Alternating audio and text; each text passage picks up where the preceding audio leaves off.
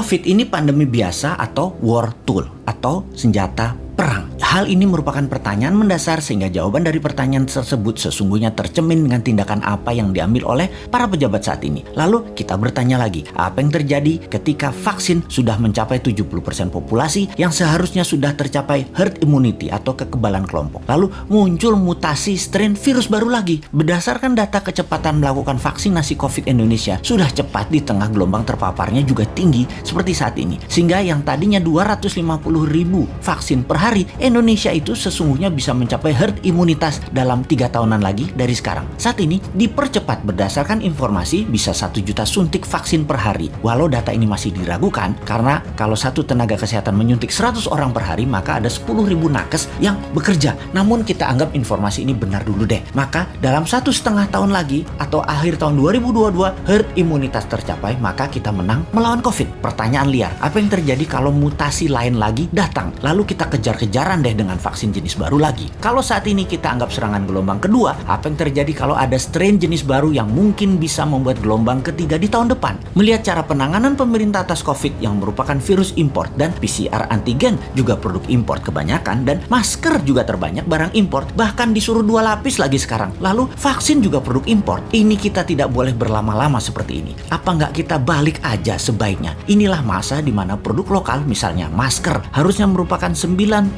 masker yang beredar di Indonesia saat ini adalah buatan lokal. Antigen tes lokalnya harus 100%. Vaksin lokal harus 50%. Atau obat peningkat imunitas yang lokal harus digenjot. Agar kalau virus mutan lagi, kita nggak terus bergantung impor yang akan membuat ekonomi negara digerogoti uang keluar atau flight capital. Sudah cara bernegaranya membatasi uang beredar menjadi tipis di tanah air, uang tadi ditarik keluar dengan berbagai kebutuhan impor dan tunai di tanah air harus hidup dengan pinjaman dolar asing dan yuan. Rupiah kok jadi nggak berdaulat ya? Pastinya karena kebijakannya terlalu impor. Walau bisa terlihat benar karena semuanya dalam keadaan darurat, tapi kalau bernegaranya daruratnya berkepanjangan seperti ini, sebenarnya bisa nggak masuk kategori salah kelola atau mismanagement bernegaranya. Lebaran tahun 2020 nih ya, kita nggak boleh mudik, pulang kampung, mudik apalah itu. Lalu tahun 2021 berlaku lagi, nggak boleh mudik lagi. Oke lah, kita manut, 2 kali ya kita manut. Walau ada beberapa orang nggak tahan melakukan pulang kampung yang katanya mereka lah penyebab meledaknya gelombang kedua paparan COVID sekarang. Oke lah, argumen ini diterima. Tetapi kalau tahun depan 2022 masih lagi, ini namanya nggak bisa kelola. Setuju nggak kalau hal ini kita sematkan? Nggak bisa kelola negara karena 3 kali berturut-turut kita nggak pulang kampung. Kembali ke pertanyaan awal. Kita bisa simpulkan dari pertanyaan pertama oleh pemerintah saat ini, COVID adalah pandemi biasa, bukan war tool atau senjata perang biologi. Menjawab pertanyaan kedua, kalau ada strain baru, maka sepertinya ya ikut aja atas apa yang akan terjadi nanti. Kumaha engke, tak ada antisipasinya, yang ada hanyalah mudah-mudahan nggak ada mutasi lagi. Kalau terjadi berlawanan, ini senjata biologi